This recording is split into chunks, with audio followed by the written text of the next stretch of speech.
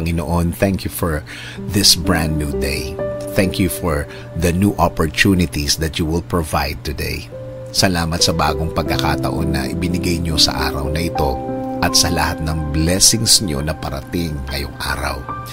Yes, Lord, kailangan ko po ng blessings nyo sa araw na ito. Kailangan ko po ng pagpapala ninyo para sa aking buhay.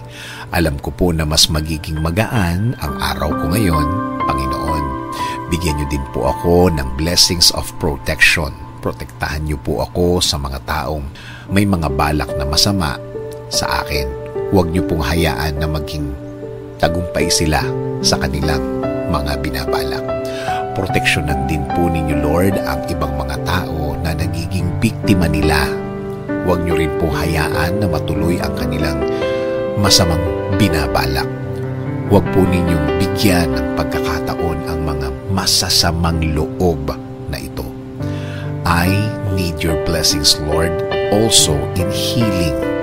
Itinataas ko po ang lahat ng mga nararamdaman ko ngayon sa inyo. Alam ko na kayo lang ang makakapagpagaling sa akin at sa kanila, Panginoon. Alam kong ang mga sakit na ito will bow down to your name at tuluyang mawawala. And also, Lord, give me the blessings of provision. I-provide niyo po, Lord, ang lahat ng aking mga pangangailangan. Alam ko pong alam niyo ang lahat ng nangyayari sa aking buhay. Alam ko pong binabantayan niyo po ako palagi. At laging ang aking kapakanan ang lagi niyong nasa isip. Patuloy po akong kakapit at maniniwala sa inyo, Lord. Patuloy po akong huhugot ng lakas sa inyo. Patuloy akong maniniwala. Patuloy akong aasa sa inyong blessings para sa aking buhay at mga mahal sa buhay. Alagaan niyo din po ang aming bayan. Alisin niyo po ang lahat ng mabibigat na problema sa aking bayan. Patuloy niyo pong bigyan ng blessings ang aming bansa.